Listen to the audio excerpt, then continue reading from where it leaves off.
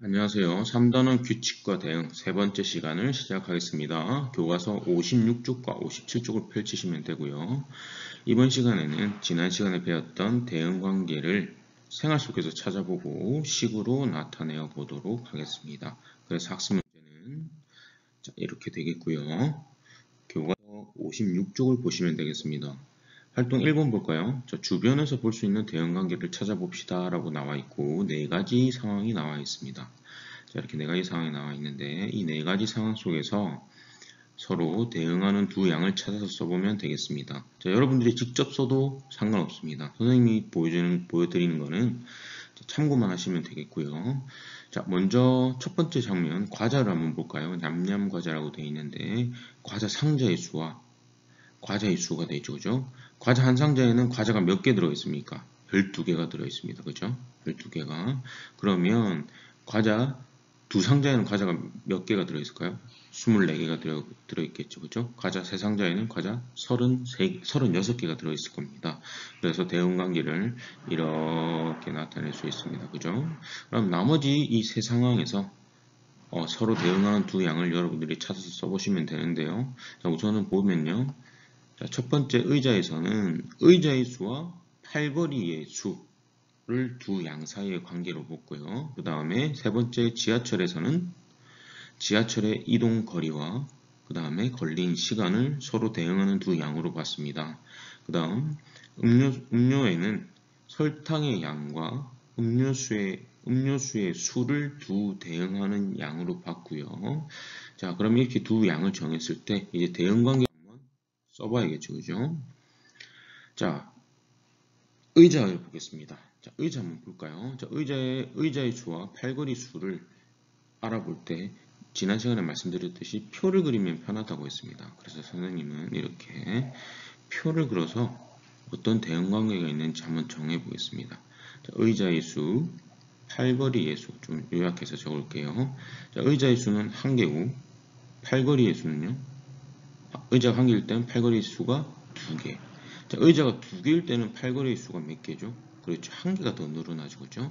여기 붙어 있으니까요, 의자가. 의자의 수가 세 개일 때는 팔걸이의 수가 네 개.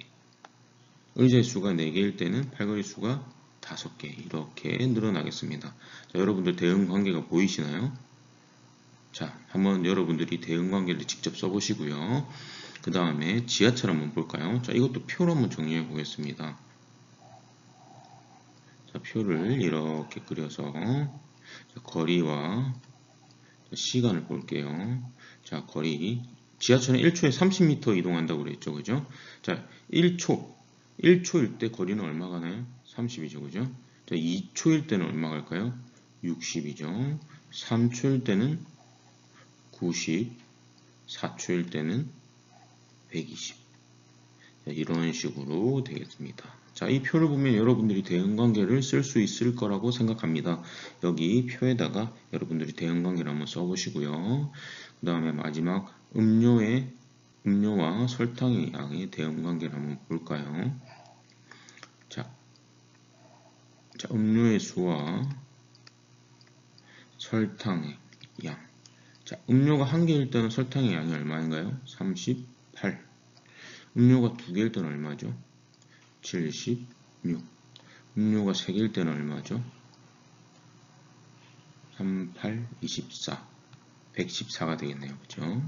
자, 이런 식으로 대응관계가 있습니다. 여러분들이 대응관계를 식으로 한번 직접 이 칸에다가 써보시고 난 이후에 선생님의 답을 한번 확인해 보세요.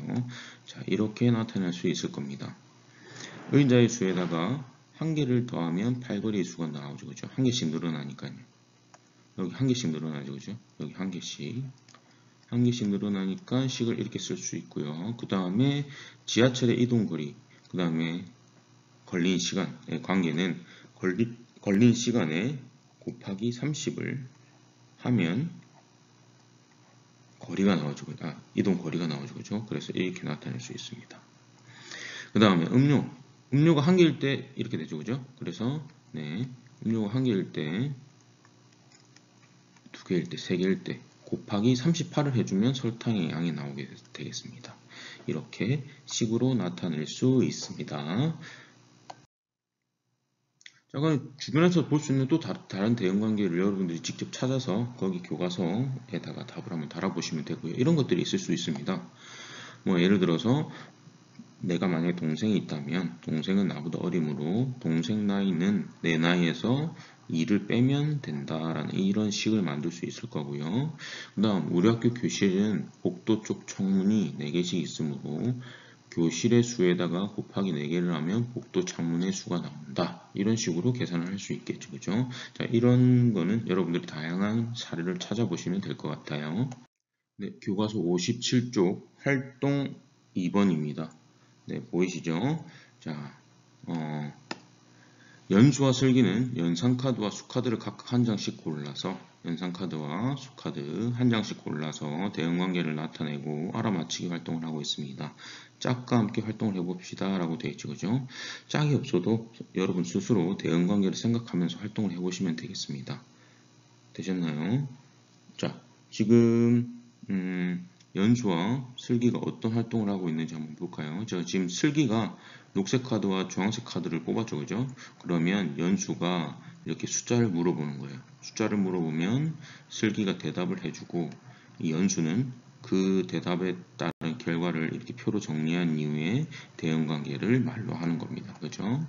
네.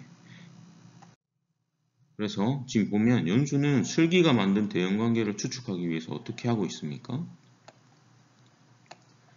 표로 만들었고요. 그 다음 어떤 대응관계가 있는지 생각해서 관계를 연산카드에 있는 기호를 사용한 식으로 말을 했죠. 그죠? 맞습니까? 자, 그러면 이제 짝과 함께 활동을 해봐야 되는데 짝과 함께 활동을 할 수가 없으니까 지금 선생님과 함께 해보겠습니다. 자, 만약에 여러분들이 10을 말했을 때 선생님이 여러분들이 10을 얘기하면 선생님이 4라고 대답을 했어요. 그 다음 여러분들이 8을 얘기했을 때 선생님이 2라고 대답을 했습니다. 여러분들이 20을 했을 때 선생님은 14라고 했고요. 여러분들이 21을 얘기했을 때 15라고 했습니다. 마지막으로 7을 얘기했을 때 1이라고 했습니다. 어떤 대응관계가 있는지 한번 식으로 써볼까요, 여러분들이? 자, 식으로 한번 써보시면 자, 이렇게 되겠습니다. 그 밑에 있는 57쪽 내가 말한 수를 기호로 뭐 예를 들어서 세모로 했고 그 다음 선생님이 대답한 수를 기호로 별표라고 했습니다. 결국 여기가 세모가 되고요. 여기가 별표가 되는 거죠. 그죠? 그러면 이 두 사이의 관계를 식으로 나타내면 어떻게 될까요? 그렇죠. 세모에서 빼기 6을 하면 별표가 나온다. 맞습니까? 그죠? 지금 그러면 선생님이 뽑은 연산 카드는 빼기고요. 그 다음에 숫자 카드는 6이라는 얘기입니다. 그죠? 이렇게 뽑았다는 것이 되겠습니다. 이런 식으로 만약에 여러분들 부모님이나 아니면 동생 아니면 언니, 형, 누나 등등 짝이 있으면 한번 활동을 해보시면 좋을 것 같습니다. 자, 형성평가 문제 한번 볼게요. 자, 그림에서 대응관계를 찾아 식으로 나타내어 보시오라고 되어 있죠. 그죠? 자, 식탁의 수와 두 양을 얘기해야 되는데 하나는 식탁의 수고요. 어떤 양을 정하면 좋을까요? 여기서는 의자의 수를 봅시다 한번. 자, 대응관계는 어떻습니까? 식탁이 한 개가 있을 때 의자가 몇 개 있습니까? 3개가 있죠. 그죠? 식탁이 2개가 있을 때 의자가 6개. 식탁이 3개가 있을 때 의자가 9개. 표로 정리하면 표로 정리하는 것이 좋다고 했습니다. 식탁과 의자. 식탁이 1개일 때는 의자 3개, 식탁이 2개일 때는 의자가 6개, 식탁이 3개일 때는 의자가 9개 이렇게 나가겠죠. 그죠? 대응관계는 어떻게 되겠습니까? 의자의 수가 식탁의 수의 3배가 되죠. 그죠? 그러면 식은 이렇게 나타낼 수 있습니다. 기호는 자신이 원하는 것으로 나타내면 되고요. 이런 기호를 쓸 때 식은 이런 식으로 정리가 되겠습니다. 다음 문제, 다른 두 양을 한번 찾아볼까요? 자, 꽃병의 수는 각 테이블마다, 각 식탁마다 몇 개씩 있죠? 1개씩 있죠. 그죠? 자, 대응하는 두 양은 식탁의 수입니다. 그럼 여기 보면 식탁이 하나 있을 때마다 꽃병도 하나씩 있죠. 그죠? 이렇게 하나씩. 그래서 결국 식탁의 수와 꽃병의 수는 같습니다. 그래서 식탁의 수를 하트, 꽃병의 수를 세모로 나타냈을 때 이 둘은 같다라고 식을 정할 수 있습니다. 자, 여러분들이 이 식을 보고 이제 문제를 반대로 한번 만들어 보는 거예요. 이때까지는 상황을 보고 여러분들이 대응을 나타내는 식으로 나타냈는데 이번에는 반대로 이 식과 관련된 상황을 여러분들이 한번 만들어 보세요. 그렇게 어렵진 않죠, 그죠? 자, 이런 상황 어떤 예가 있을까? 여러분들 먼저 풀고 난 이후에 선생님 설명을 들으세요. 자, 급식 시간에 한 사람에게 만두를 2개씩 준다고 합니다. 그죠? 이런 상황이 있을 수 있고요. 그럼 2명일 때는 만두가 4개, 3명일 때는 만두가 6개 이런 식으로 나가겠죠. 그죠?